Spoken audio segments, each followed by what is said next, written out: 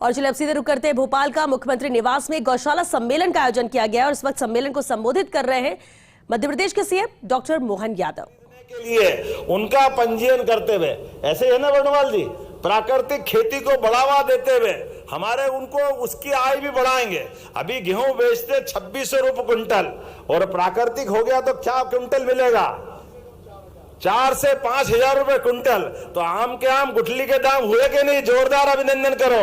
हमारी अपने प्रत्येक किसान की आय बढ़ाने के लिए और केवल फसल में हमारी गेहूं और ये फसल नहीं, अगर बागवानी करते हैं, साग भाजी बेचते हैं और ऐसी जैविक खाद के लिए भी सभी प्रकार की फसलों के साथ हमारे लिए दैनिक जीवन में प्राकृतिक रूप से ये सारी फसलों को प्रोत्साहन देने के लिए हमारी इस योजना में आने वाले समय में कृषि विभाग को भी जोड़ करके आपके साथ आपकी जिंदगी में ये नया एक रास्ता खोलने का प्रयास करेंगे।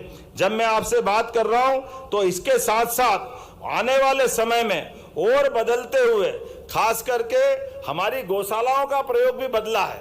हमने जब योजना बनाई थी तो बड़ा डर लग रहा था कि हमारी योजनाओं के बलबूते पे गौशालाओं से काम चलेगा। डरा देते थे अधिकारी भी और जनता भी डरा देती थी।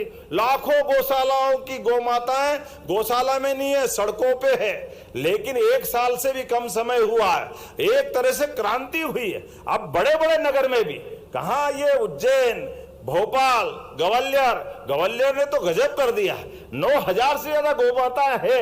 और अभी भी कह रहे हैं महाराज जी, अपने प्रदेश के अंदर अगर राजमार्गों पे आवारा, लावारिस, बूढ़ी, अपाहिज अगर गाय माता मिलेगी, उस गाय माता को ससम्मान हम गौशाला में पहुंचा करके गाय की भी जान बचाएंगे और अपनी भावना का भी सम्मान करेंगे।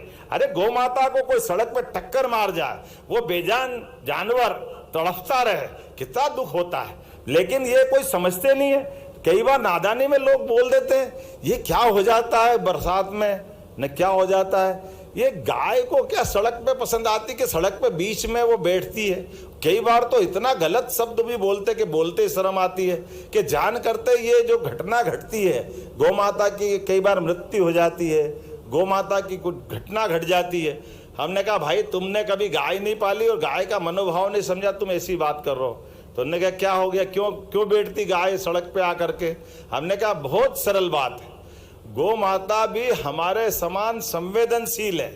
बरसात में मक्खी, मच्छर, कीड़े मकोड़े ज्यादा गीले जमीन पे और बाकी जगह परेशानी होती है, तो गौ माता को बैठने के लिए सड़क सूखी लगती है, अच्छी सड़क, इसलिए सूखी सड़क पे बैठती है। और दूसरी बात, वो जो मच्छर मक्खी जो उस पे बैठते भिनभिनाते हैं, अब वो पूंछ से जितनी भगाती बाकी वो भगाए कैसे?